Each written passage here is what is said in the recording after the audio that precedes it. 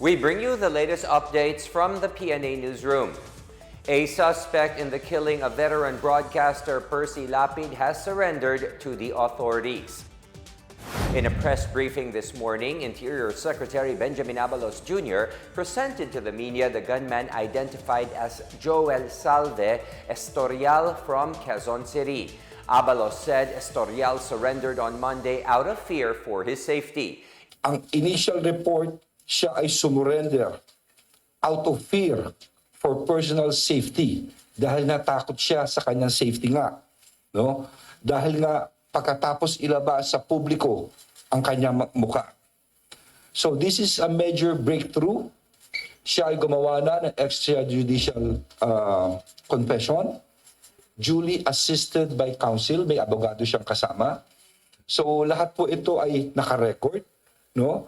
At pagkatapos siya sumurrender, siya ay tinuro pa niya ang kanyang mga kasama dito. Abalos said Estorial was identified through a match in the ballistic report as well as his clothes and CCTV image. For his part, Estorial said he and his group were paid 550,000 pesos to pull off the hit on Lapid.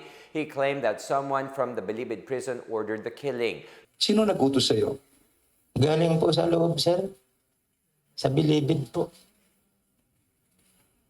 Okay, sino mga kasama mo? Sa Israel po, Di Makulangan at si Edmond Di Makulangan at si Orly po. Orlando. Hindi ko po alam ang tunay niyang apelyido. Okay. Ito bang mga kasamang mo ito, pwede bang sabihin mo sa kanila kung paano naging papel nyo sa isa't isa? Sino nagmamaneho? Sino yung nakabantay? Yung nagmamaneho po sa motor, si Orly po. Tapos sino yung nakasama? Si Israel po. Anong papel yung Di Makulangan, brothers?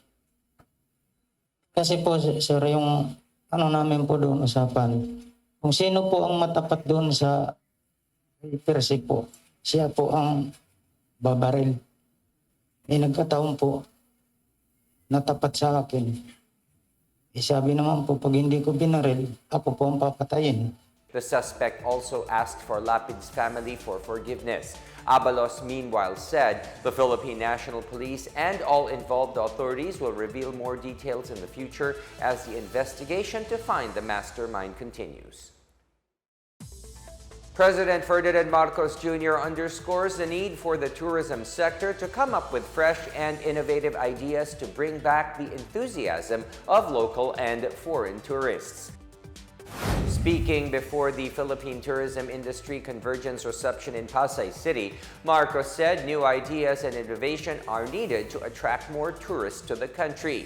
He said the Department of Tourism is in the right direction under the helm of Tourism Secretary Cristina Frasco.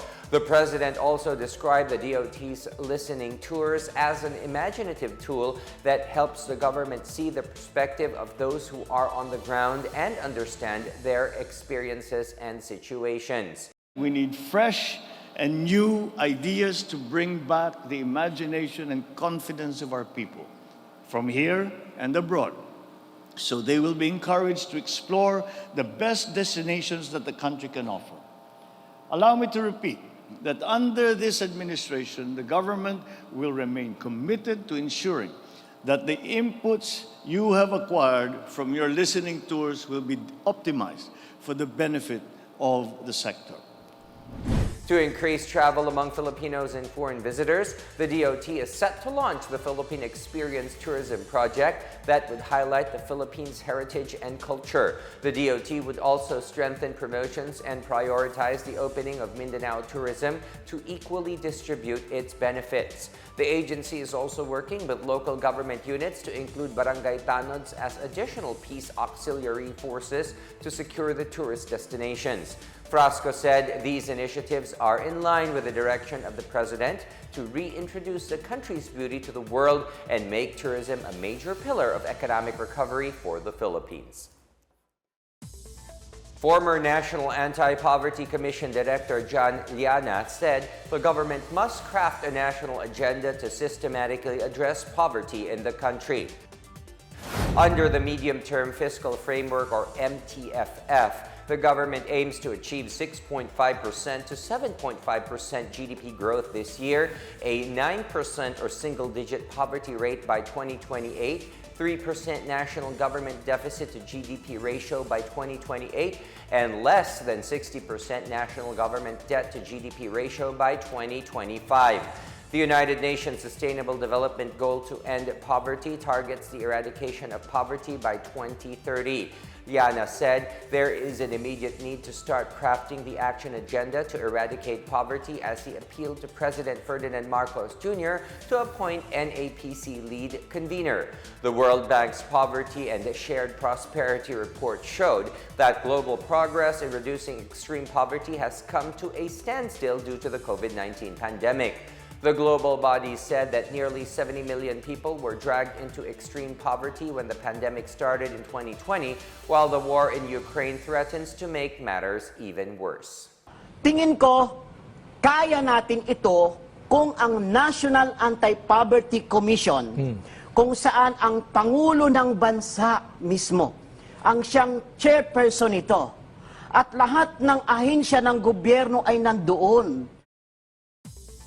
Consumers may soon be able to buy sugar worth 70 pesos per kilo amid efforts to stabilize its price and supply.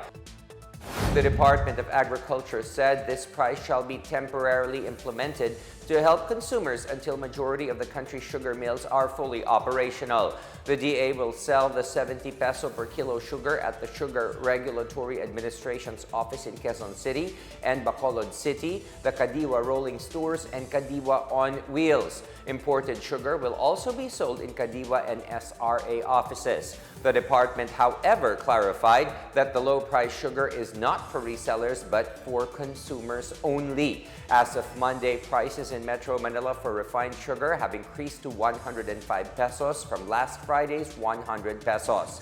Washed sugar stayed at 90 pesos per kilogram, and the price of brown sugar went down from 88 pesos last Friday to 85. The United States aims to offset the Philippine scrapped helicopter purchasing deal with Russia through foreign military financing worth $100 million. U.S. Ambassador to the Philippines, Mary Kay Carlson, said Washington, D.C. was grateful to the Philippine government for deciding to cancel its chopper deal with Moscow, especially in the wake of the war between Russia and Ukraine. The envoy noted that the U.S. also remains committed to working with Manila to ensure the safety of the Indo-Pacific region for both countries. She said the U.S. is one with Manila in wanting safe waters for fishermen and sea lanes for transportation, particularly the vital South China Sea. Earlier, Carlson had her first formal meeting with Foreign Affairs Secretary Enrique Manalo, where they discussed ways to heighten the two nations' partnership. And those are the latest and the biggest stories from the Pna Newsroom. For more news content, visit our webpage or head onto the Philippine News Agency's Facebook and Twitter accounts. We are also shown on the social media pages of the Office of the Press Secretary and Radio Pilipinas RP1. Stay tuned for more updates. I am William Theo. We tell stories that inspire change.